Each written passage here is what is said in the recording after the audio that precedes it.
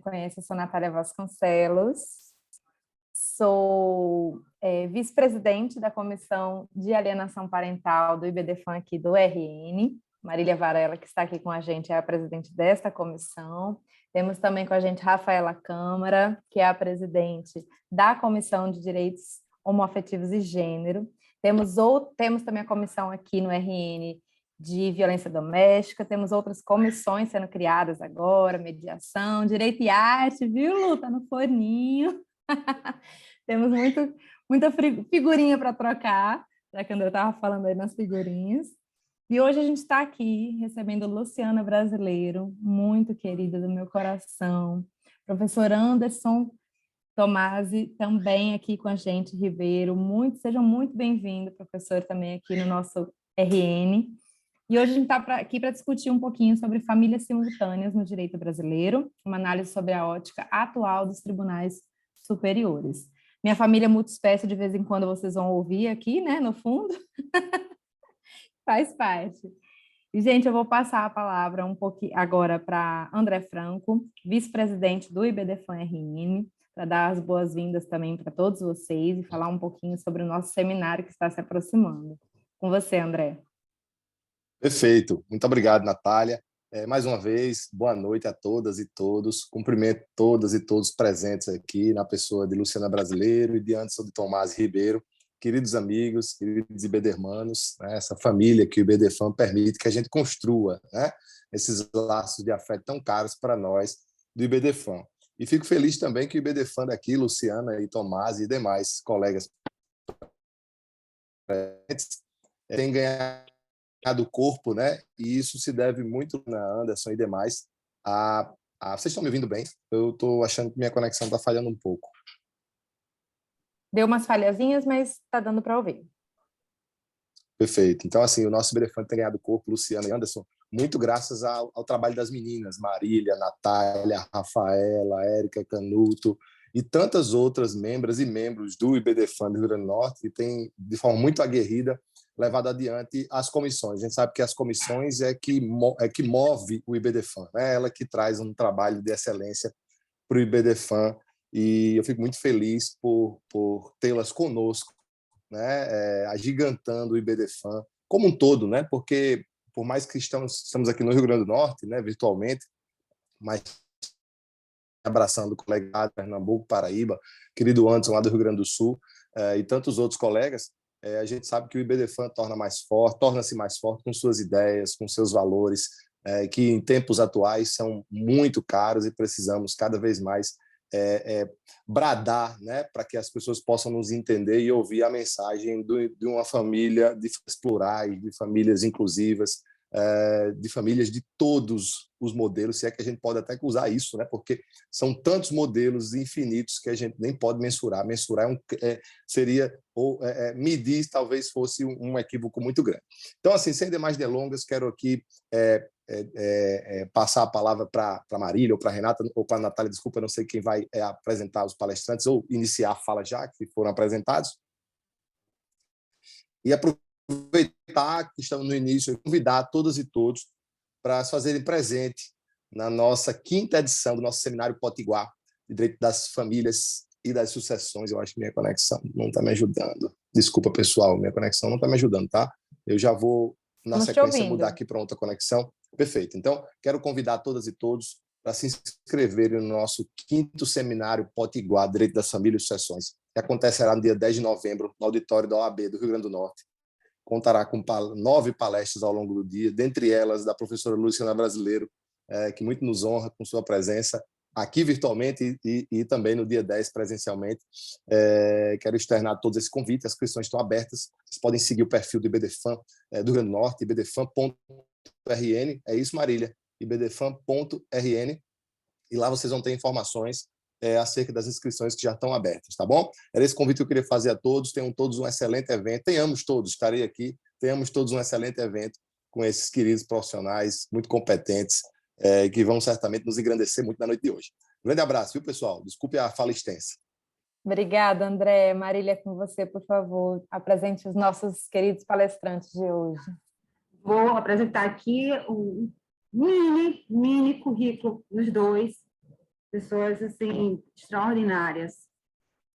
Luciana Brasileiro é advogada, doutora em Direito Privado pela UFPE, vice-presidente da Comissão de Direito de Família e Arte do IBDFAM, pesquisadora do Grupo Constitucionalização das Relações Privadas da UFPE e autora do livro As Famílias Simultâneas e Seu Ordenamento Jurídico, que é este aqui. Eu já estava dando uma lidinha assim, para ficar afiadíssima.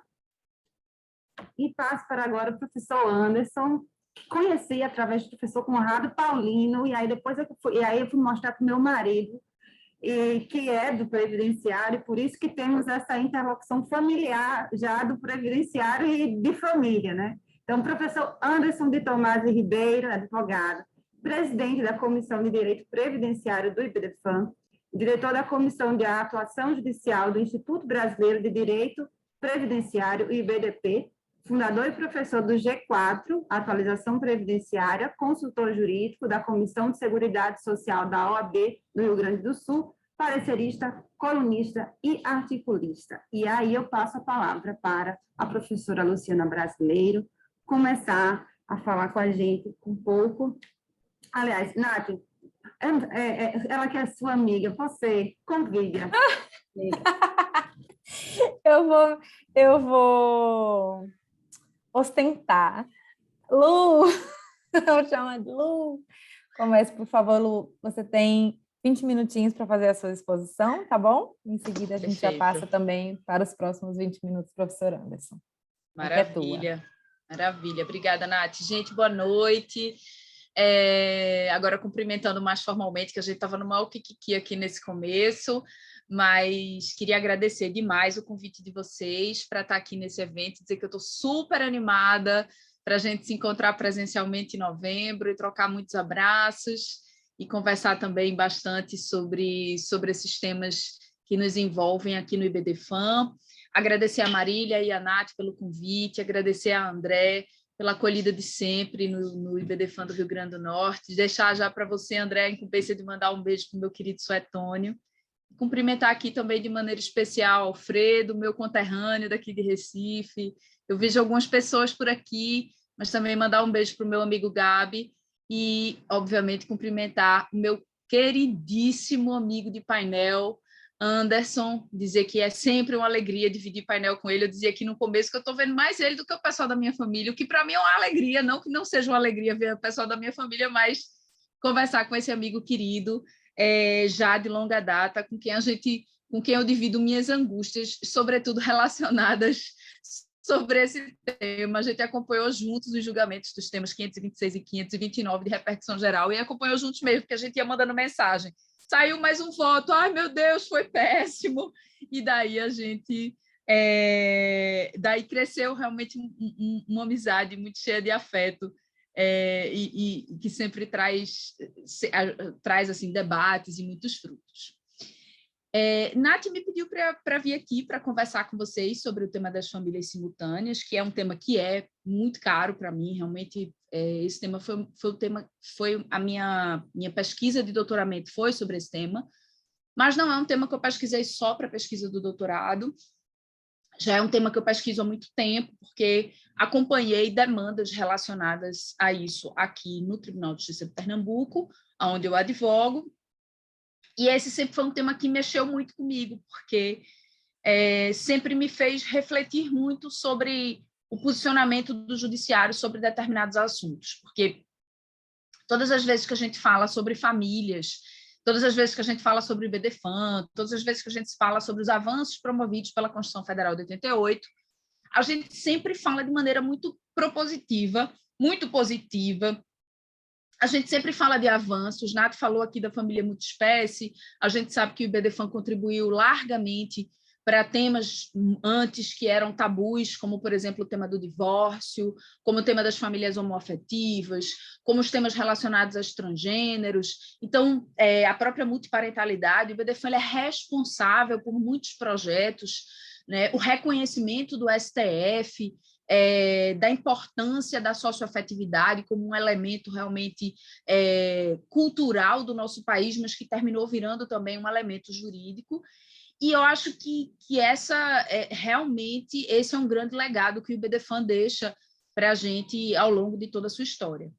E aí a gente é muito acostumado com essa ideia de que nós temos um direito de família muito moderno, nós temos um direito de família muito progressista aqui no Brasil, né? A gente até ostenta isso aonde a gente chega, assim como, por exemplo, o bolo de rolo daqui de Recife é muito melhor do que o de João Pessoa, lógico, né? Então a gente ostenta isso do nosso direito, mas quando a gente chega no tema da monogamia, a gente esbarra em conceitos ainda muito conservadores.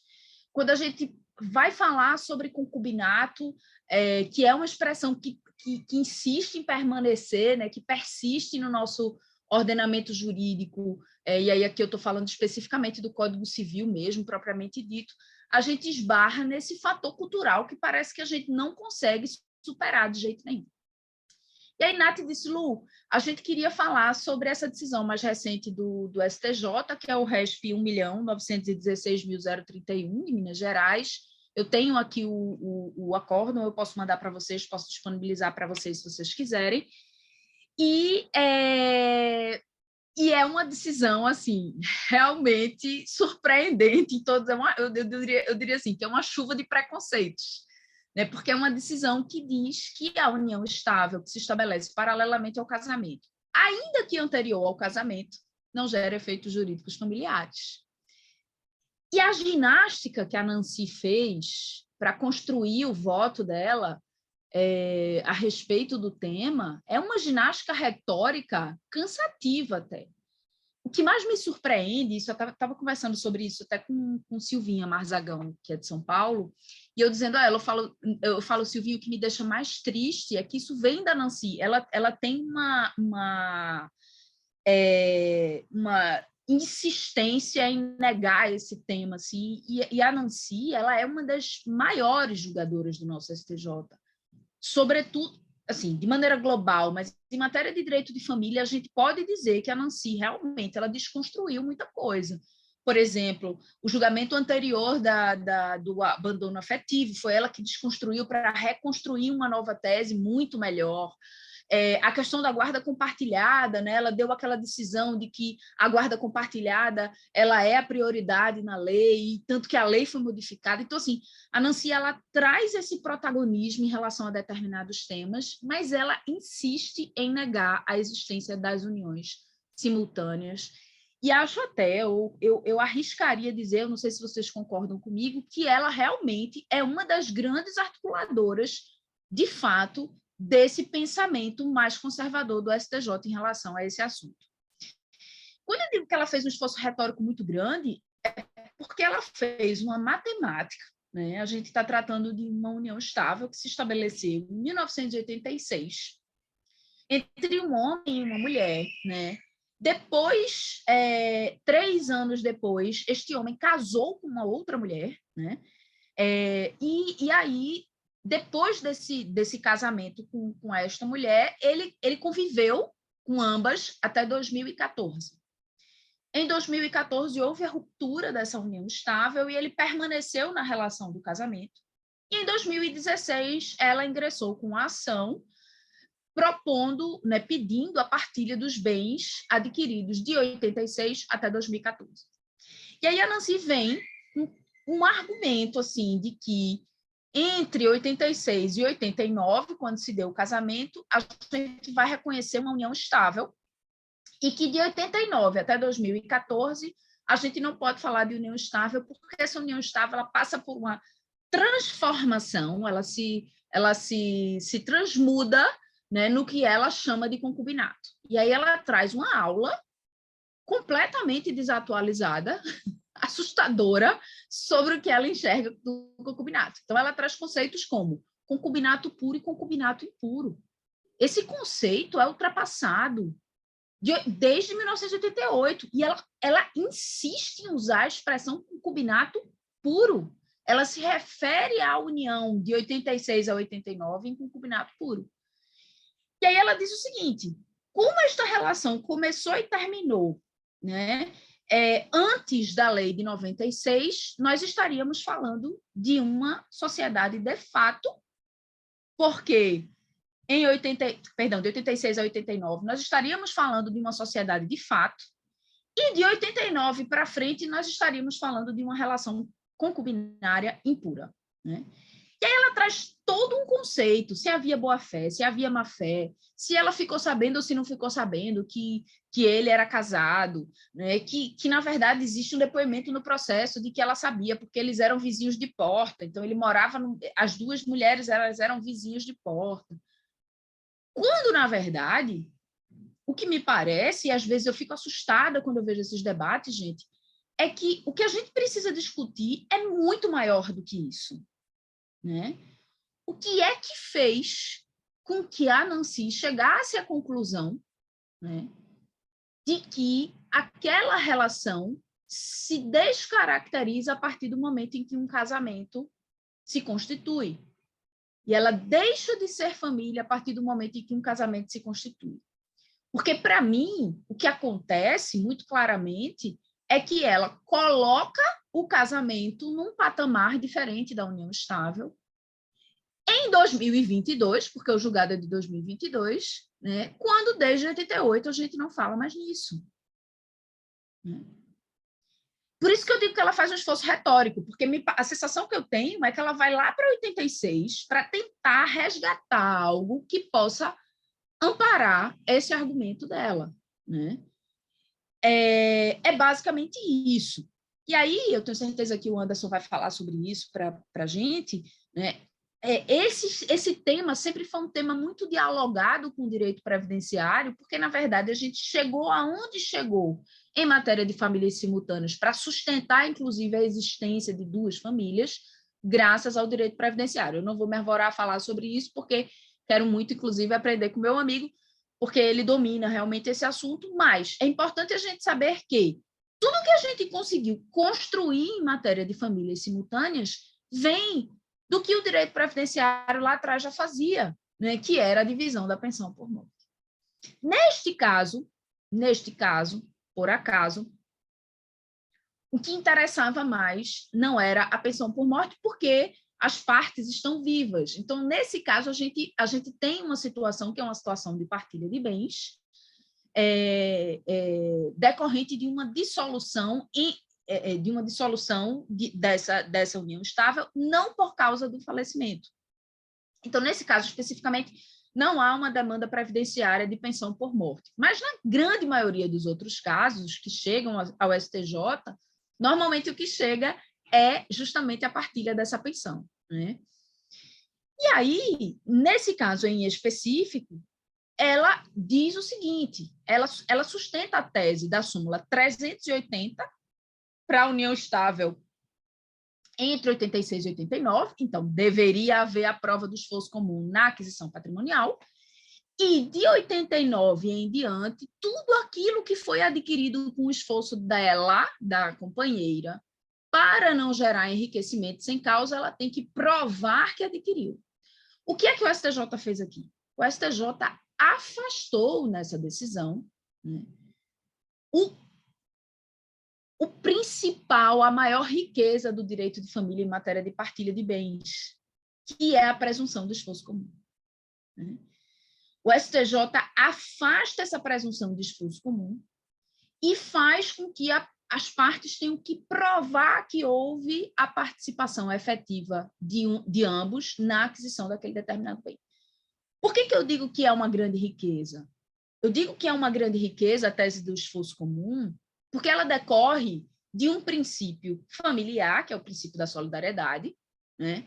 Mas principalmente porque de 86 para cá, a gente ainda não conseguiu sair da ideia de que há uma divisão clara de papéis dentro de uma família. E que essa divisão ela não é uma divisão igualitária. A gente ainda não conseguiu superar a ideia de que a mulher é quem normalmente acumula a função doméstica, né, não remunerada, mas principalmente de que esta condição feminina é a que coloca a mulher em uma situação de inferioridade com relação a essa aquisição patrimonial. Na grande maioria das situações, na grande maioria delas, né, gritante, quem vai adquirir diretamente o patrimônio normalmente é o homem, porque ele é que é a força produtiva, financeiramente falando, das famílias.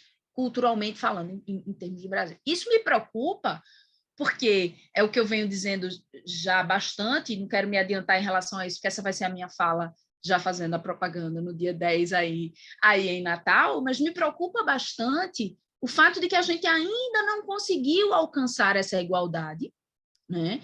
Essa igualdade material, de condições, de força produtiva, de salário, de remuneração, né? A gente não conseguiu chegar nesse patamar ainda, e me preocupa que afastar essa presunção de esforço comum é, sem sombra de dúvidas, criar um cenário de exclusão de direitos, né? Então, essa decisão, ela vem coroando, né, Anderson, os julgamentos dos temas 526 e 529. A gente conversou muito sobre isso na época, porque eu dizia assim, cara, eu não estou acreditando. E Anderson, inclusive, foi quem observou, e aí eu já vou finalizar, mas Anderson foi quem observou que o Toffoli ele lançou o voto no 529, apagou e lançou um outro. Só que ele foi ligeiro, ele conseguiu pegar os 2 votos. A gente tem, ele me mandou, eu tenho esses 2 votos, e que ele faz umas correções no julgado dele. Mas o que eu quero deixar aqui em relação ao voto do Toffoli, porque ele pediu vistas nesse julgamento, e ele me parece engraçado, para mim foi, depois dos votos do Fachin, de quem acompanhou o Fachin, mas foi o voto talvez mais lúcido de alguma maneira, porque ele diz o seguinte, ele diz, olha, existem claramente 2 famílias, mas a gente esbarra num problema que é o problema da monogamia. O STF não quis enfrentar com profundidade esse assunto. Ele simplesmente pegou a monogamia, colocou de escudo e disse, é isso aqui, acabou, se a gente vive num país monogâmico, o momento político realmente é muito delicado e existe uma pressão muito forte, a gente sabe, existe um lobby muito grande ali dentro do STF e é isso que acontece. Mas o que ele diz é o seguinte, ele diz, eu não tenho como reconhecer uma união estável que se estabelece posteriormente se não houve a desconstituição da união estável anterior, né? Então, no fundo, quando eu falo em lucidez aqui, muito embora eu acho que ele poderia ter aprofundado essa questão, e ele realmente se recusou a aprofundar, mas é porque ele reconhece que existem 2 famílias. E aí a pergunta que eu faço, e que lanço aqui para a nossa reflexão aqui da parte de família, é o que fez com que a Nancy acreditasse que o casamento desconstituiu a união estável? Se a gente for discutir tempo, ok, em 86 não existia ainda união estável no nosso ordenamento jurídico. A união estável veio em 88 com a Constituição Federal de 88. Ok, mas nós estamos em 2022. Se a gente for discutir a união estável e a lei que vigia no período do começo da união estável para fazer essa aplicação, a gente vai viver numa situação completamente insegura. Mas o que é que justifica a Nancy desconstituir uma relação anterior para constituir uma relação que se constitui posteriormente? Isto porque eu estou me baseando no julgamento de repercussão geral, na tese de repercussão geral do STF, porque é isso que ela diz. O STF julgou a impossibilidade do reconhecimento das famílias simultâneas. Ok, tudo bem, o STF julgou. Certo, então eu tenho que me amparar na decisão do STF, não é? Tenho. O que é que diz a decisão do STF? A primeira relação vale mais do que a segunda. Não importa se ela é de união estável, não importa se ela é de casamento, a primeira vale mais do que a segunda.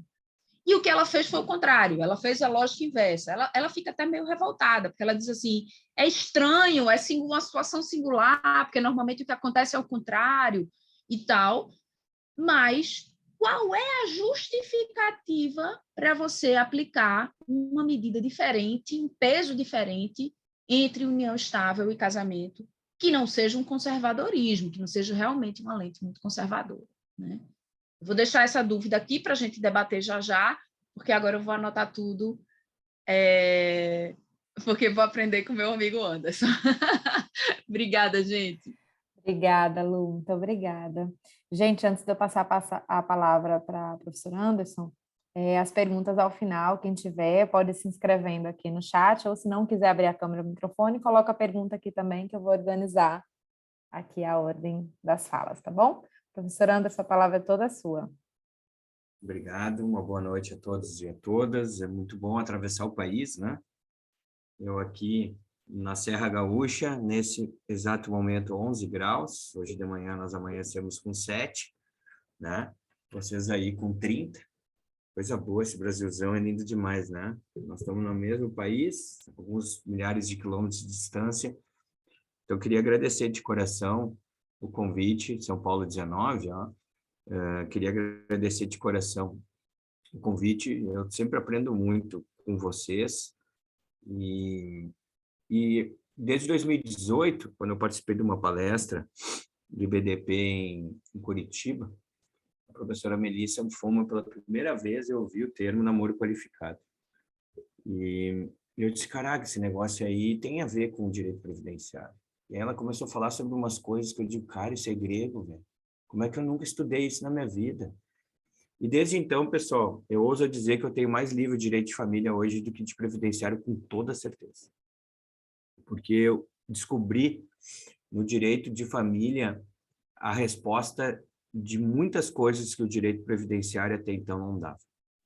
E então comecei a ler, estudar e tentar encontrar a solução de vários problemas. E digo que, às vezes, quando a minha fala, as pessoas dizem assim, lá vem o liberal aí, né? Lá vem o Anderson com folha afetividade, lá vem o Anderson querendo juntar todo mundo. Eu disse, eu sou assim mesmo, né? Hoje, por exemplo, eu postei um vídeo no meu Instagram onde se fala sobre o afeto, sobre o amor, e o vídeo inicial aparece um casal homoafetivo se beijando, mas na sequência já tem um casal de idosos, depois tem 2 crianças, e depois tem um casal de negros, de um negro e uma branca se beijando. Quer dizer, estava falando sobre o amor de uma forma geral, e a advogada que foi minha aluna durante muito tempo perguntou conotação política. Eu digo, nenhuma, ó. Conotação política, cara, eu tô falando sobre afeto, cara.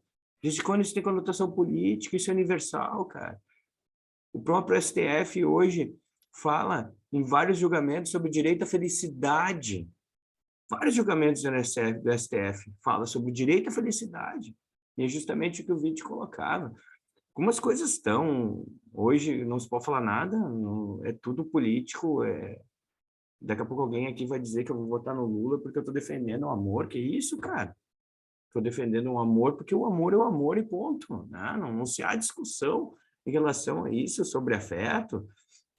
Né? E eu abro aqui a minha fala falando justamente sobre isso, pessoal, porque eu sou um previdenciarista, não trabalho com o direito de família, mas estudo o direito de família porque eu pego ele e jogo para dentro do previdenciário para ver se a gente encontra algumas soluções. Tanto é que, quando bate na porta do IBDP o tema 529, a gente tem um grupo de atuação judicial, onde a gente se organiza para ver quem vai atuar como amicus curiae em determinados processos. A professora Jane Berwanger disse assim, ó, Anderson, esse processo é tua cara. Ela disse bem assim, como se fosse hoje. Eu disse, tá, então é meu. E eu lembro que eu fechei o escritório 1 semana. E eu fiquei 1 semana para fazer as razões, né, eu não sei quantas obras eu li, quantos artigos eu li, eu sei que tem mais de 30 citações nas razões do IBDP no tema 529. E uma das minhas preocupações do tema 529 era justamente essa questão da diferenciação uma possível diferenciação entre o casamento e a união estável, sobre as decisões que o STF tinha, né, inclusive do ministro Marco Aurélio, um voto de divergência do Aris Brito, em relação àquele famoso caso, né, do STF sobre o homem que era casado e tinha uma união estável, tinha uma dúzia de filhos com cada uma das mulheres, né, e se discutia se poderia ou não, que é o tema 526, acabou sendo 526, porque o 529 são 2 uniões estáveis, e o 526 é uma união estável, é um casamento. E a minha preocupação era, primeiro, tentar fazer o distinguish entre as 2 situações. A segunda era afastar a monogamia como um princípio, porque a gente já imaginava para onde o STF ia. Tá? É legal conhecer a corte. Tá? Tu mais ou menos tu te prepara sabendo de que forma eles vêm. Né? E a terceira e última, Marília, era trabalhar, Roberto, a autonomia do direito previdenciário. Tanto é que a ministra Carmen Lúcia, no meio da sessão, ela diz, tá, mas esse caso aqui não é direito de família. Aqui nós estamos falando de uma pensão por morte. Nós temos que fazer a distinção. Tem conceitos que eles chegam na porta do direito previdenciário e esbarram, porque nós temos a questão da universalidade, tá? Nós temos a questão da solidariedade, nós temos princípios que são do direito previdenciário que deveriam ter sido utilizados e não foram. E aí a gente teve essa questão do 6-5, né? Eu lembro, Luciana, que eu despachei com 3 ministros na ocasião e não consegui despachar com os demais, mas ao menos consegui despachar com 3, e dos 3 eu perdi 2 e ganhamos 1, né? Um deles era o Dias Toffoli, que foi um dos últimos a apresentar ali, apresentou voto de divergência, né? E a nossa preocupação sempre foi isso, pessoal, a gente tentar trazer o direito previdenciário como algo que se solidariza, né? O direito previdenciário sempre distribuiu, né? Ele sempre foi inclusivo nas relações familiares. E dali para cá, nós tivemos um problemaço. A gente entra com embargos de declaração no final, André, porque a minha preocupação é, tá aí, os processos que foram julgados. Vai começar a pingar rescisória em tudo que é lugar agora? Porque o STF, anteriormente, teve uma decisão previdenciária que disse, ó, então nós vamos fazer o seguinte, nós vamos botar uma linha aqui, daqui para trás fica comutado, daqui para frente nós vamos, e os processos que não foram transitados em julgados, nós vamos ajustar. E o relator disse que não era, o ministro Alexandre de Moraes disse que não era caso de embargo de declaração e acabou afastando. O governo faz uma operação pente fino por semana, praticamente. A nossa sorte é que as uniões estáveis ainda não entraram numa operação pente fino, que o governo acaba atualizando todos os processos e vendo quem se enquadra, quem não se enquadra, e buscando, inclusive, os atrasados, né? Ele cancela o benefício e puxa os últimos 5 anos. Agora tu devolve para o fisco, porque tu está recebendo de forma ilegal, imagina. Vai tirar dinheiro da onde? O valor que foi ganho de pensão por morte já, ó, virou pão, virou luz, virou água, virou aluguel. Porque a imensa maioria dos segurados da Previdência Social são classe média baixa e pessoas vulneráveis. Dificilmente o cara A, né, vai pedir pensão por morte. Vai pagar o quê pensão por morte? Não paga nem a luz da casa dele, não paga nem o condomínio. Então, infelizmente, essas decisões têm afetado de forma direta, né, o direito previdenciário. E quando veio essa decisão do STJ, né, eu digo, caraca, mas essa decisão do STJ vai de encontro a uma decisão recente do STF. O STF, esse ano, julgou o tema 809. E o tema 809 do STF, eu estou com ele aqui, um trecho dele aqui aberto do meu lado, ele diz o seguinte: não é legítimo fazer distinções desarrazoadas entre cônjuges e companheiros, inexistir hierarquização entre essas entidades familiares, casamento e união estável. A pessoa casada, cujo casamento ocorreu em período não contemporâneo ao óbito, pode estar separada de fato, dele traz. Mas não se exige dela a apresentação de uma prova material que a lei previdenciária vem exigindo. Da manutenção, convivência conjugal contemporânea ao óbito. Da mesma forma, não se pode exigir início de prova material manutenção da união estável contemporânea ao óbito da pessoa em união estável. E aí ele discorre. Então, o tema 819, ele é muito interessante, porque ele coloca a união estável no mesmo prato e diz assim, ó, aqui nós vamos fazer um arroz e feijão. Nós vamos misturar o arroz e feijão, e aqui nós temos um prato para ser saboreado. Independente de quem esteja ali, as duas são relações que não fazem distinção. E o direito previdenciário faz essa distinção na lei previdenciária, lá no parágrafo 5º do artigo 16, quando ele diz que há necessidade de início de prova material quando se tem uma união estável. Ora, se nós analisarmos a lei previdenciária lá, a instrução normativa da INSS, basta juntar da certidão de casamento. Daí eu brincava numa palestra que eu dei em Foz do Iguaçu, André disse, gurias, se utilizem disso agora para tornar essa relação de união estável um baita de um casamento, né? Porque de nada vale essa união estável de vocês. O STJ disse que isso aí é porcaria, isso é série B, pessoal. O que importa é série A, vamos botar dinheiro nas pessoas que gostam de organizar casamentos, porque é isso que eles querem grandes eventos, casamento formalizado, preferencialmente com a bênção do padre, né? Porque é isso que o STF quer, a bênção do padre. Agora, o STJ, mais do que o STF, o STJ quer isso, a bênção do padre, né? E essa decisão do STF no tema 809, Luciana, me parece que ela põe em xeque-mate até a decisão do STJ. Porque no momento que o STF diz assim, aqui é tudo igual, porque o STJ faz distinção. E a ministra, com todo respeito, ela foi infeliz quando ela compara essa decisão ao 529. Realmente, ela foi muito infeliz. Disse, ó, pessoal, o negócio é o seguinte, ó, o 529 põe em jogo o casamento, no caso desse processo. Se ela fizesse isso, ela simplesmente está jogando a responsabilidade para o 526 ou para o 529. Ó, a união estável anterior, a relação anterior prevalece a segunda relação. E azar de vocês se matarem aí para definir qual que veio antes. Porque a união estável vai ter um pouco mais de dificuldade. Muitas vezes a união estável tem muito mais dificuldade para fazer, né, o marco inicial, né, trazer o marco inicial do que o casamento, que é formalizado e ao menos ali a gente tem um marco inicial. E não... E esse caso aconteceu aí no Rio Grande do Norte, olha que legal. O cara estava preso e a mulher estava presa.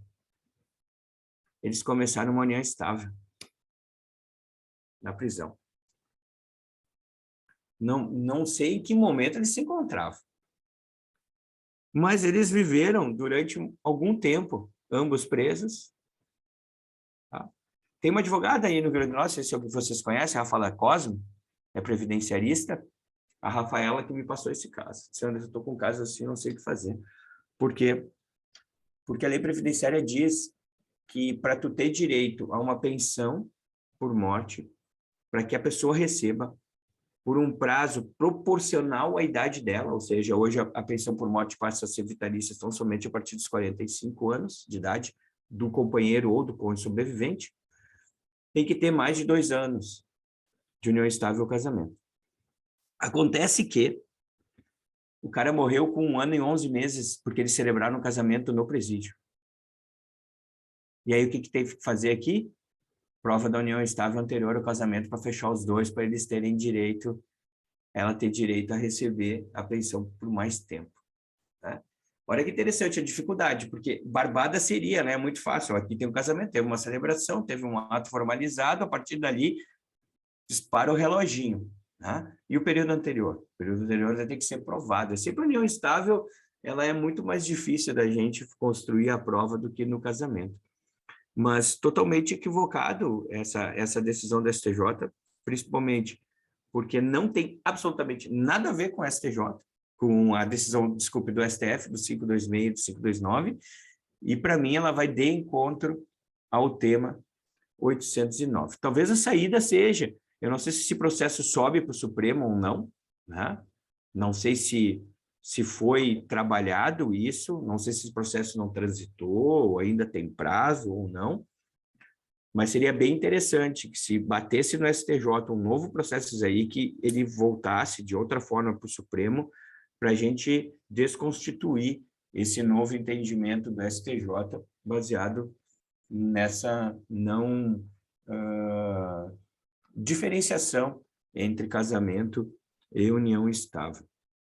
Então, pessoal, para efeitos previdenciários, a gente vê, assim, com bastante dificuldade essas duas diferenciações. Luciano, e para tua alegria, eu fiz uma brincadeira no Congresso também, que eu faço... Foi uma brincadeira bem legal.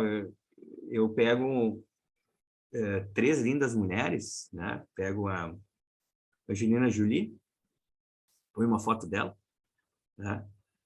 Põe uma foto da Jennifer Aniston e da Charlize e pergunto para o público assim, o que essas 3 lindas mulheres elas têm em comum, né?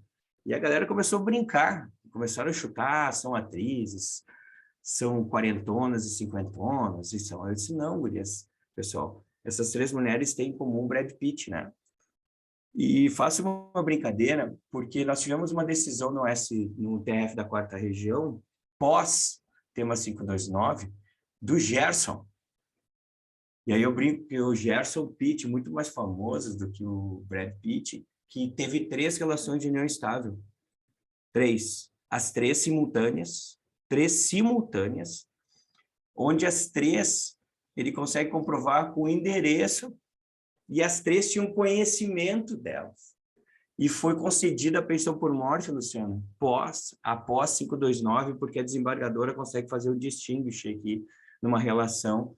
Eu vou passar para vocês o número, tá, desse processo da desembargadora Thaís Tilling Ferraz, de 6 de agosto de 2021. Eu vou botar no chat aqui para vocês. É uma decisão pós-tema 529, onde é concedida a pensão por morte para as 3. E a gente fez aquela brincadeira, né? Que Brad Pitt, nada, o Gerson ele era muito mais esperto, porque ao invés de ter uma de cada vez, ele conseguiu ter as 3 ao mesmo tempo, né? E é muito interessante essa decisão para estudo, né? O TRF da 4ª Região aí saindo na frente, que sempre concedeu pensões simultâneas até o 529, e para mim é a primeira decisão pós 529 onde há uma concessão, onde é feito o distingue.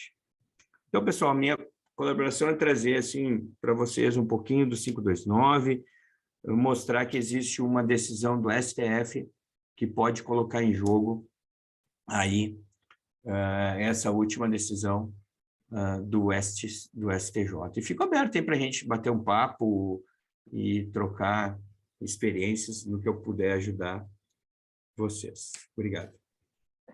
Muito obrigada, professora Anderson.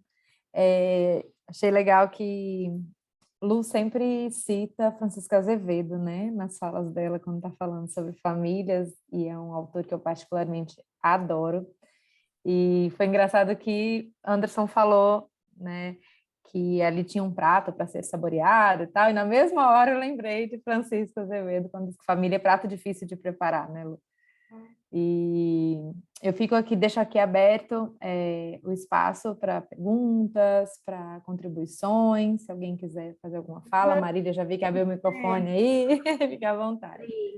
Porque, de fato, apareceram algumas situações nos últimos dias aqui no escritório relativo a uniões estáveis e relações que estavam acontecendo simultaneamente. E aí eu escutei também aquela palestra, professor Anderson, que Luciana também estava, do IBDT e IBDFAN, e teve uma fala do outro professor, que eu não me recordo o nome dele agora, que eu fiquei com ela assim na cabeça, mas primeiro eu vou provocar a Luciana, para depois provocá-la.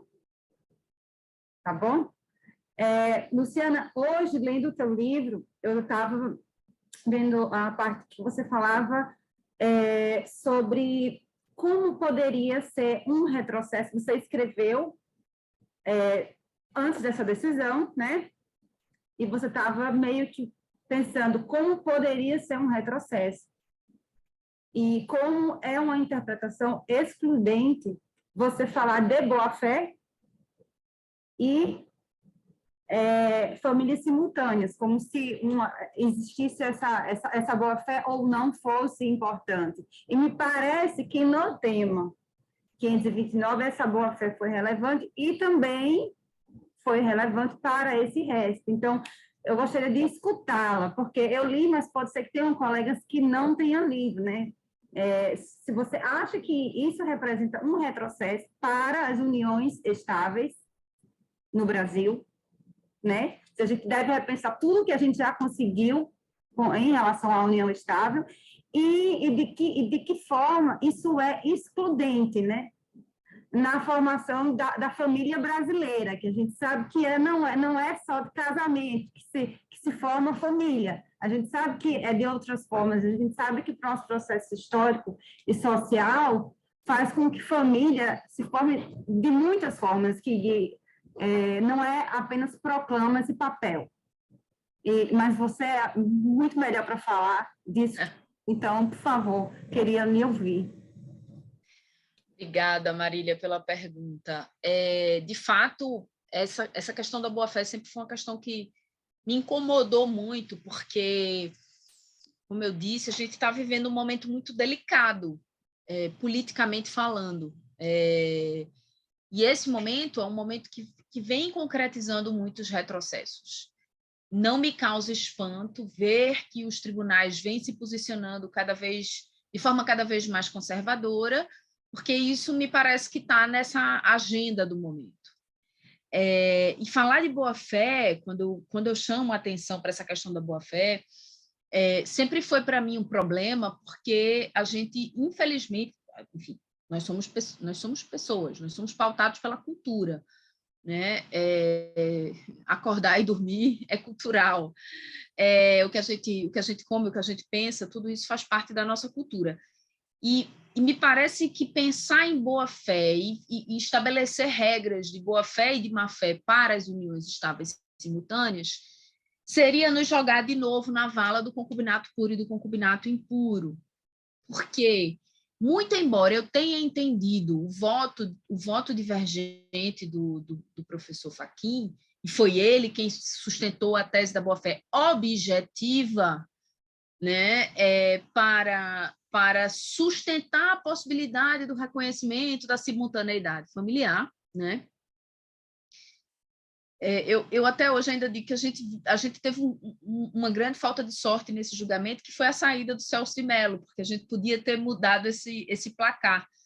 Mas o fato é que, quando o Fachin ele levanta essa tese da boa-fé, ele vem ali quase que como uma solução política para o momento que nós estamos vivendo. Porque ele diz o seguinte: se há desconhecimento da relação, nós estaríamos diante de uma hipótese de putatividade, digamos assim, né? E a gente sabe que o casamento putativo, ele gera efeitos jurídicos. Então, já há quem defenda a putatividade na união estável e tudo mais. Eu entendo a lógica do Fachin. O que me preocupa? Como isso na prática iria acontecer? Mais do que isso, o que é a boa-fé dentro desse contexto? A boa-fé está só no desconhecimento, né? Por quê? Nós vivemos num país em que estar ou não estar com alguém está pautado pela liberdade formal, né? Digamos assim, porque a gente sabe que existem uma série de outros contextos que fazem com que uma pessoa fique numa relação. Mas, por exemplo, essas partes envolvidas nesse RESP, existia uma união estável, o homem casou com uma outra mulher e essa relação perdurou ao longo do tempo. Nós não estamos falando de uma relação de 5 anos, nem de 2, nem de 3, nem de 7. Nós estamos falando de uma relação de 86 a 2014. É uma relação longeva, né? Não conhecer o fato é, evidentemente, hipótese de boa-fé, mas, a partir do momento em que todos conhecem o fato, permanecem nessa relação, para mim, também se caracteriza como boa-fé, né? E a caracterização dessa boa-fé, no fim das contas, ela termina fazendo com que a gente premie uma das partes. Uma das pessoas aí dessa história vai ser premiada. Olha, todo mundo se sujeitou a permanecer numa relação que era uma relação nesse contexto, né? Todo mundo estava nesse contexto, mas uma dessas pessoas vai ser excluída, e essa escolha me parece ser uma escolha realmente muito, muito cruel, né? E você colocar ao judiciário a averiguação de má-fé e de boa-fé em relação de família, a gente sabe que é uma coisa que não dá certo, porque nunca deu, né? A gente trabalhou com má-fé e com boa-fé quando a gente discutia culpa no judiciário. E está aí, até hoje a gente trabalha com os problemas culturais gerados pela busca da culpa no fim do relacionamento. Então, discutir má-fé e boa-fé numa relação simultânea vai ser realmente violar o princípio da mínima intervenção estatal. Nós estamos falando de relacionamento de pessoas adultas. A gente vai colocar o judiciário para investigar isso, né? Como é que a gente vai investigar se existia ou se não existia boa-fé? Vai ser testemunha? O que é que essas testemunhas vão dizer? Porque vocês não, que são mais jovens, mas tem alguns aqui que sabem do que eu vou falar. A gente é de um tempo em que a gente chegava em audiência e o juiz perguntava qual era a frequência de relacionamento sexual que o casal tinha para identificar se existia culpa ou não pelo fim do relacionamento, gente. E isso é invasão de privacidade, isso é violação de privacidade.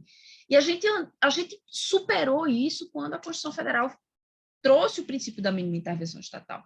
Então, eu tenho muitos medos, sabe Marília, com essa questão da boa-fé e da má-fé. Eu acho que a boa-fé ela reside no conhecimento e no desconhecimento, e não acho que a boa-fé seja o argumento para a gente enfrentar o tema da família simultânea. Para mim, o argumento para a gente enfrentar o tema da família simultânea existem famílias incluídas no contexto do artigo 226 da Constituição Federal. O que é que constitui uma relação de família?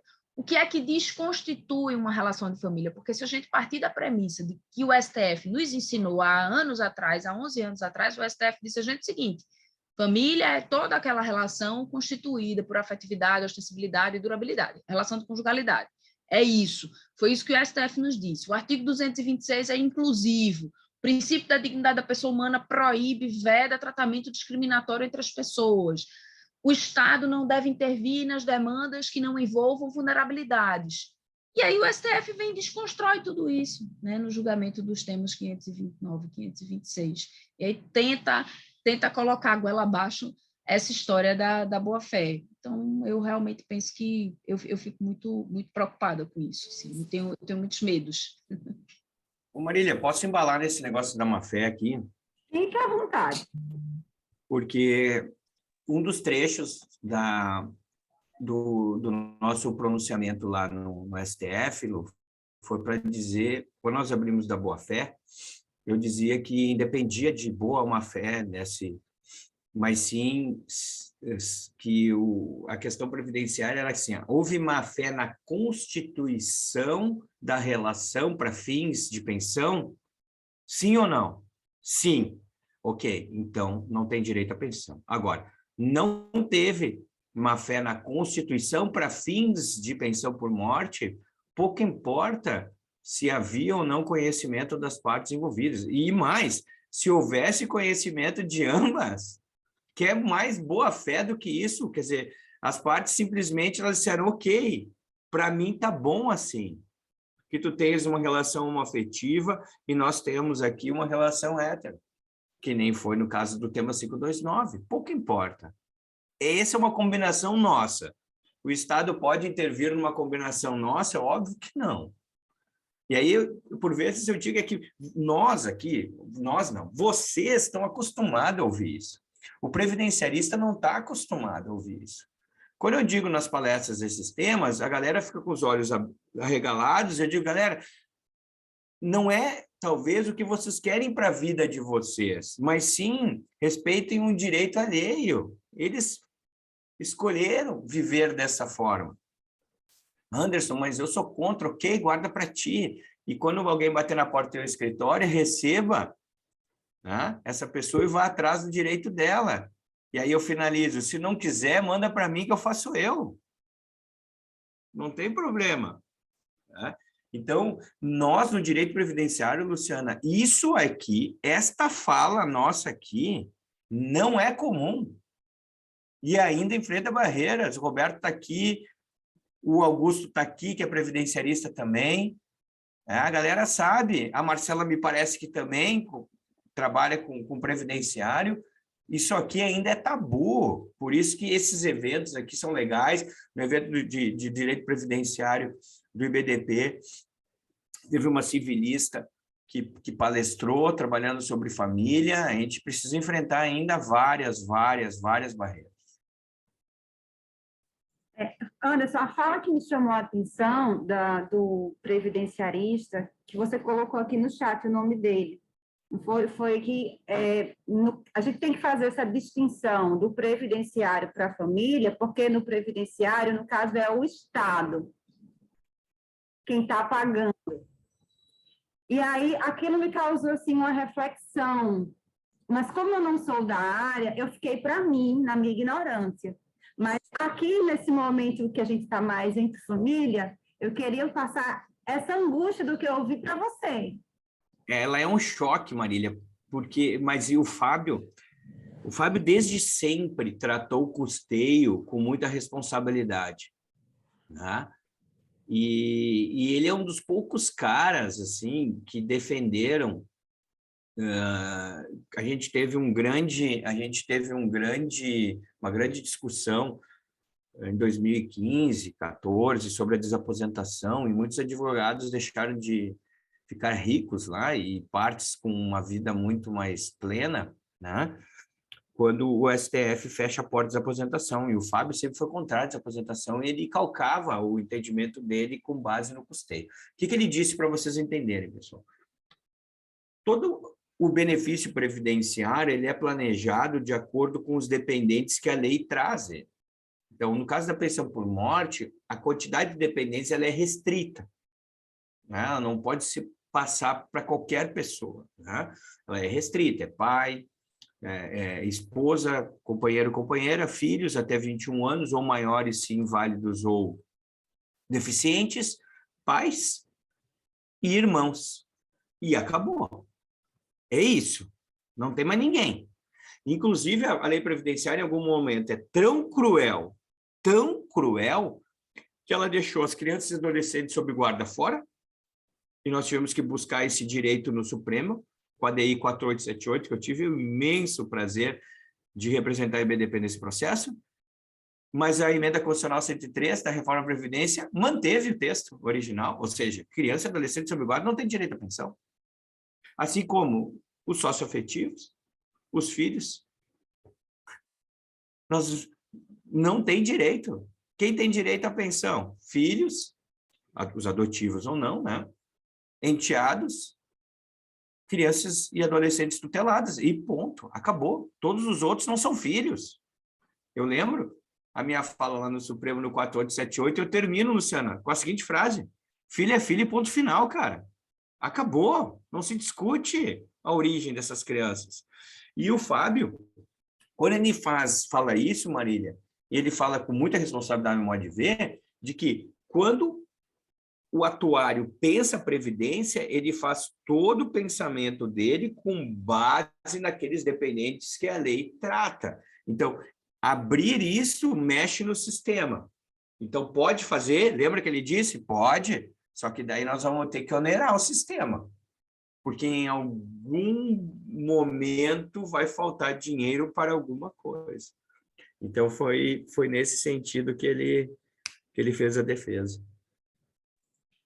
Então, foi um choque, mas aí eu fui compreendendo, mas, bom, preciso refletir mais. Preciso refletir mais sobre isso, porque não sou previdenciarista. Conversei um pouco com o marido aqui, ele foi me dando as explicações, mas aqui é um momento rico para que todos bebam dessa fonte maravilhosa que a gente proporcionou, né? E aí, diante de tudo isso que vocês falaram, me parece que também outra coisa que bate é que não se admite de forma alguma famílias de poliamor no Brasil. Parece que esse é um tema que não vamos conseguir debater, né? Recentemente não vai dar. Vamos ter que ficar bem mais. Só na esfera consensual e extrajudicial, porque é o que acontece, né? Na esfera consensual e extrajudicial, sim, porque o CNJ proibiu até a lavratura das escrituras de relações poliafetivas. Até isso, né? Entrando, inclusive, numa esfera que nem dele é, né? Mas o que vem acontecendo é que as pessoas estão contratualizando as relações extrajudicialmente. Sim. Isso. E aí, a outra coisa que me veio, lendo aqui os temas, é que tem um que tinha uma união aliás, e aí eu fazendo um link aqui com um caso, estou diante de uma união estável que tinha um contrato de união estável, né? Sendo que houve uma separação de fato. Mas como só tinha um contrato e era uma união estável, a pessoa, na ignorância dela, não se preocupou em fazer uma dissolução para manter uma pessoa, a mãe dos filhos, no plano de saúde. Então, ficou com aquilo ali. E ela depois constituiu uma relação, uma união estável com a pessoa e teve filho. E aí, quando acontece a morte, fica a briga, porque parece uma união estável, por ter um contrato, é mais importante que a outra. E aí, porque não se dissolveu formalmente, e aí estamos nessa briga. E aí eu fico com essas inquietações aqui em mim, porque também está vindo, as demandas estão vindo, parece que os temas estão acontecendo, os restos estão acontecendo, e os casos concretos também, as pessoas estão se aproveitando também para... Agora é o momento, né, de discutir. Enfim, Natália, antes que eu ocupe todo o espaço da reflexão aqui, veja se mais alguém quer fazer uma pergunta. Obrigada aos dois. Imagina. Eu acho que Gabriel queria falar alguma coisa, não era, amigo? Isso. Primeiramente, registrar aqui meus protestos contra o bolo de rolo e o São João, né? Afinal das contas, nosso bolo de rolo e nosso São João são muito melhores. Ainda fiz uma proposta aqui, uma proposta conciliatória, mas não chegamos a um consenso, né, Lu? Mas, enfim, primeiramente, parabenizar a Lu, parabenizar o Anderson também, não conhecia pessoalmente, e dizer da minha felicidade de aprender com você também. Mas, Lu, eu queria saber a tua opinião, ainda falando sobre boa-fé, porque quando você menciona que a gente tem ali aquela velha situação, que Maria é casada com João, João tem um caso com Fernanda. Fernanda sabe do casamento, Maria também sabe do relacionamento paralelo. Concordo plenamente, acho que são todos concordes ali, são todos aceites, né, daquela situação. Mas, e quando a gente não tem esse conhecimento prévio, né, esse conhecimento por todas as pessoas, e aí, notadamente, por exemplo, pela esposa, que era casada e desconhecia um relacionamento paralelo com outra pessoa que sabia que aquela pessoa era casada. Ou seja, a gente não está trazendo aqui aquela opção nem de ambas as partes desconhecerem, nem de ambas as partes conhecerem. Quando a gente fala de contratos, tem um texto, só fazendo uma nota de rodapé aqui para justificar a pergunta. Quando a gente fala de contratos, tem um texto, eu gosto muito, da Judith Martins Costa, que ela fala sobre a eficácia transsubjetiva dos contratos, né, e os efeitos daquelas relações perante terceiros. E aí, assim, eu te pergunto se nesse caso específico da esposa, que, enfim, era casada e desconhecia por completo a relação, tal como, paralelamente, a amante ou o amante assumia ali aquela posição, sabendo do caso, se a gente teria ali alguma exceção à regra do reconhecimento, porque, como a Marília bem dizia, assim, quando a gente está falando de previdência, a gente está partilhando algo ali que vem da União. É bem verdade que vai mexer na renda mensal, mas não está mexendo no patrimônio propriamente dito. E aí, vezes muitas, você tem ali aquele patrimônio construído, imaginado, né, por duas pessoas, e aí vem aquele terceiro, aquela terceira ou aquele terceiro, com essa novidade ensejando todas essas repercussões. E eu queria saber a tua opinião aí sobre esse assunto, mas para estimular o debate enfim. Maravilha, amigo. Ótima a sua provocação. Eu concordo com você, mas eu acho, sabe, pessoal, que esse julgamento do STF, ele era um julgamento assim, que primeiro ele deveria ter tido uma modulação, né? Como o resultado foi um resultado negativo em todos os aspectos, né? Não comportou modulação, mas ele tinha que ter sido uma decisão modulada, né? Se a gente pensar que fosse uma decisão que permitisse o reconhecimento, eventualmente, por exemplo, das hipóteses de boa-fé. Existem algumas coisas que a gente precisa colocar aqui para refletir. A primeira delas, quando o STF reconheceu a repercussão geral, ele falava em concubinato de longa duração. Então, nós não estávamos falando de relacionamentos curtos, nós estávamos falando de relacionamentos longos. Esse é o primeiro grande problema para mim, né? Eu me lembro que quando houve o reconhecimento da repercussão geral, eu falei, a gente vai voltar a discutir prazo para reconhecimento ou não de união estável, porque, para mim, o que é um concubinato de longa duração? São 30 anos? São 10 anos? Né? É altamente subjetivo isso, mas entendi eu que o longa duração, na época, né, foi uma tentativa de justificar um possível julgamento positivo. Então, olha, a gente está falando disso aqui porque a gente está falando de uma relação de 30 anos, então realmente é inquestionável. Eu acho que esse é um primeiro ponto importante, porque, assim, o desconhecimento de uma relação de longa duração termina ficando muito raro, mas há situações em que isso acontece. Eu já presenciei esse tipo de situação, inclusive como advogada. Já cheguei em audiência e entrar à parte na audiência e ninguém saber quem era, e era realmente a companheira de 20 anos do falecido.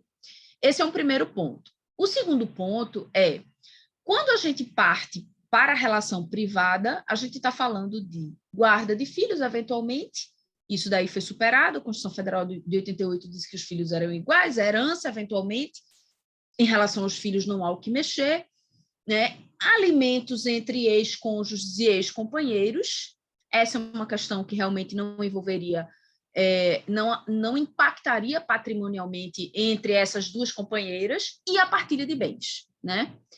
Em relação à partilha de bens, se a gente for, eventualmente, discutir boa ou má fé e realmente houver a prova do desconhecimento, o que eu continuo dizendo, acho perigoso, né? Mas houver a prova do desconhecimento de uma das partes, no caso da esposa, como você colocou aqui, penso eu que seria o caso de isolar esse patrimônio, porque a solução encontrada tem sido a ideia de triação, né? E aí, isolar esse patrimônio dessa companheira seria pegar o patrimônio e termos metade para ela e a outra metade dividida entre o companheiro e a outra companheira, né? E a segunda companheira,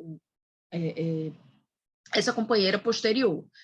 Imagino eu que, em matéria de modulação de decisão, essa seria uma solução. Eu confesso a vocês que eu cheguei até a pensar na possibilidade de uma propositura, inclusive de um regime de bens próprio para esse tipo de cenário, para esse tipo de situação, como a gente tem, por exemplo, o regime da separação obrigatória de bens, né? Talvez o regime da separação obrigatória de bens, embora ele seja um regime muito complexo do ponto de vista cultural, mas talvez o regime da separação obrigatória de bens ele entrasse bem nesse cenário, porque ele é o regime que se aplica no caso daquelas pessoas que não fizeram a sua partilha, não fizeram um inventário, né, tirando a hipótese das pessoas maiores de 70 anos. Então, talvez um regime como o da separação obrigatória de bens, para todas as partes, resolvesse o problema. Para mim, não resolve. Por quê? Porque eu continuo batendo na tecla de que nós ainda não podemos falar em afastar a presunção do esforço comum, porque a gente ainda não conseguiu alcançar esse patamar de igualdade entre homens e mulheres em relação à aquisição patrimonial. Mas penso eu também que essa é uma discussão muito mais profunda. Então, eu acho, sabe, Gabi, que, para mim, assim, se a gente tivesse conseguido alcançar no STF um resultado positivo, essa discussão viria para a modulação. Então, viria para a hipótese realmente de isolar esse patrimônio dessa companheira, né, para permitir que a partilha se desse apenas na metade do companheiro, que tivesse essa relação. Solução fechada, eu não consigo encontrar. Eu, particularmente, venho pensando nisso há muito tempo, mas não consigo encontrar. Mas penso que a gente teria caminhado muito propositivamente se a gente, ao menos, tivesse reconhecido a existência da família e tivesse atribuído efeitos familiares, porque a gente estaria falando de alimentos, a gente estaria falando de direito de herança, a gente estaria falando de direito previdenciário, né? E na partilha, realmente, a gente enfrentaria esse problema que decorreria mesmo da modulação. Perfeito, Lu. Muito obrigado. Sempre muito bom de ouvir, como eu disse. E só para concordar contigo, ia falar, quando você começou a mencionar Acho que se a gente passar a ter a ideia das famílias paralelas, famílias simultâneas reconhecidas, acho que a gente vai terminar ensejando também um pouco mais um pouco mais de apego, um pouco mais de escolha aos regimes de separação convencional de bens. Eu acho que vai ser o que vai terminar trazendo um pouco mais de segurança, né, com tanta incerteza que a gente tem. Mas, enfim, estou vendo que o Andrezão quer falar também. Obrigadão e de logo meu boa noite aqui para todos.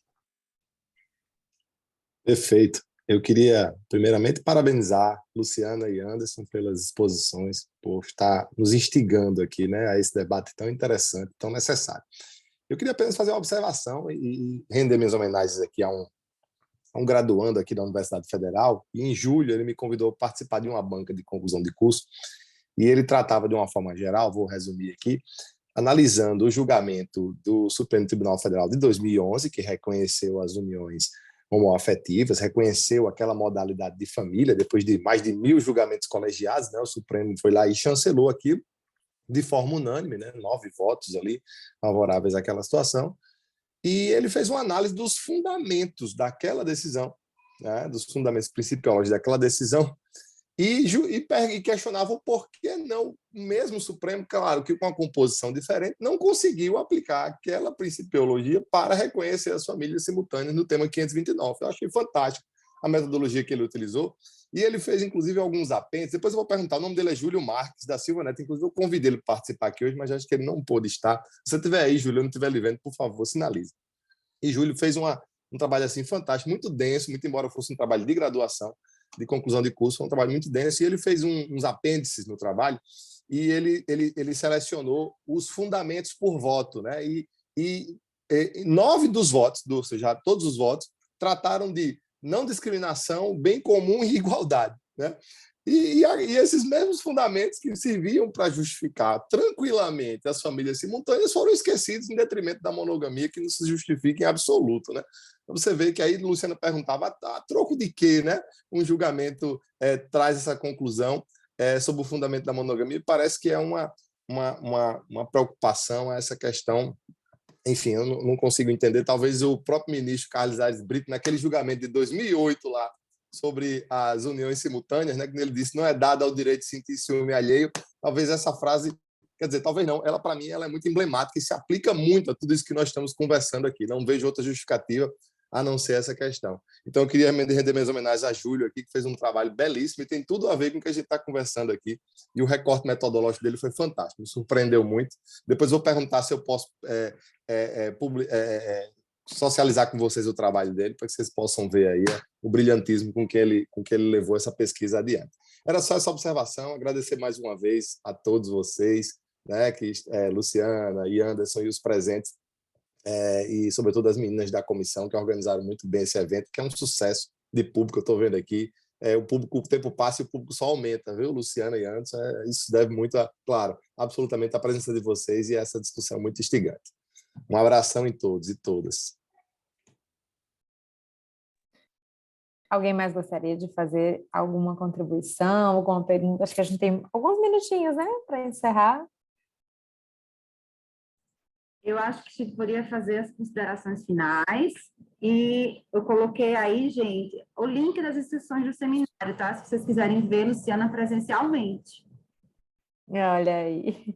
Lu, eu ainda lhe vejo antes do seminário, viu? Estaremos aí. Eu espero que Recife. sim, Natália. Eu vou, eu juro que eu vou. Eu não me inscrevi ainda, mas eu vou. Estaremos por aí, vamos nos encontrar.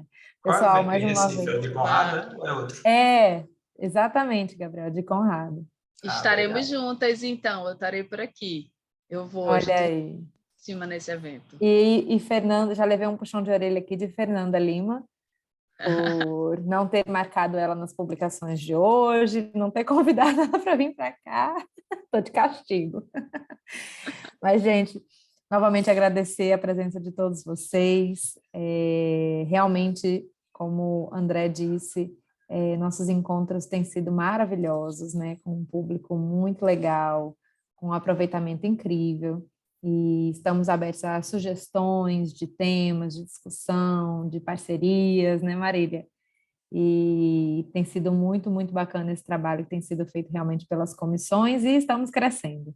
Cada vez mais estamos aí buscando a excelência nessa nossa atuação tão maravilhosa, né? Tão cara para a gente.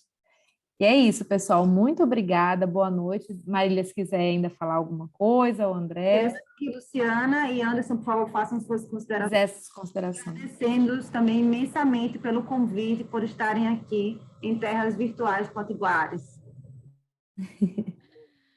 Ô, meninas, eu que quero agradecer vocês pelo convite, dizer que foi uma alegria enorme estar aqui com vocês. Dizer que eu não entreguei o ouro todo, porque dia 10 de novembro eu estou por aí, então a gente continua a falar sobre esse assunto, deixar esse gostinho de quero mais, vai ser um prazer enorme encontrar vocês, agradecer demais o carinho de vocês, a lembrança, deixar um beijo aí para todo mundo, e agradecer aqui ao meu companheiro de painel, deixar um beijo para ele, dizer que por aqui, amigo, sem querer te fazer inveja, estão 26 graus, tá show de bola. E a gente se encontra em Natal. Quem vier para Recife para o curso do Conrado, sinaliza aí para a gente marcar alguma coisa, para a gente fazer alguma coisa juntos. Mas, caso contrário, dia 10 estamos aí, tá bom? Beijo. Obrigada. Queria agradecer de coração. E, André, da tua fala, eu lembrei de um trecho do ministro Joaquim, que ele falava que estava na hora, havia um descompasso muito grande entre Supremo e a realidade das famílias, e que aquela decisão acabava colocando, não foi esses termos literais, né, mas colocando, então, o Supremo mais próximo a uma realidade, mas se distanciaram de novo, né? Temos que trazer eles de volta novamente. E eu acho que momentos que nem esses são super legais, eu aprendo muito com vocês. Agradeço de coração o convite, Marília, Natália também, André, é uma satisfação revê-lo. Eu vi que o Augusto querido está aí também, a todos os novos rostos que eu conheci hoje, eu fico à disposição de vocês, sempre que precisarem de alguma coisa dentro do direito previdenciário, podem contar comigo para qualquer coisa. Valeu, muito obrigado pela oportunidade, um beijo no coração de vocês, que tenhamos uma semana de muita produção nos nossos escritórios e muita saúde. Valeu. Valeu, obrigada, pessoal. Marília, lembra de fechar aí a gravação para a gente guardar esse registro de hoje. Vamos tirar uma foto, né? Já tirou por aí?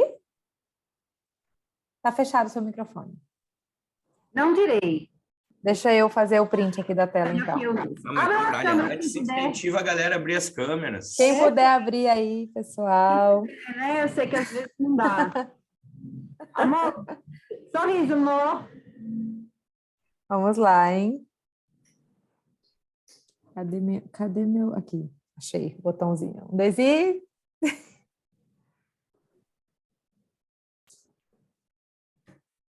Eu acho que deu certo. Obrigada, pessoal. Boa noite a todo mundo. Boa semana. Boa noite. Boa noite. Tchau. Beijo, gente. Boa noite. Tchau, tchau. Tchau, tchau.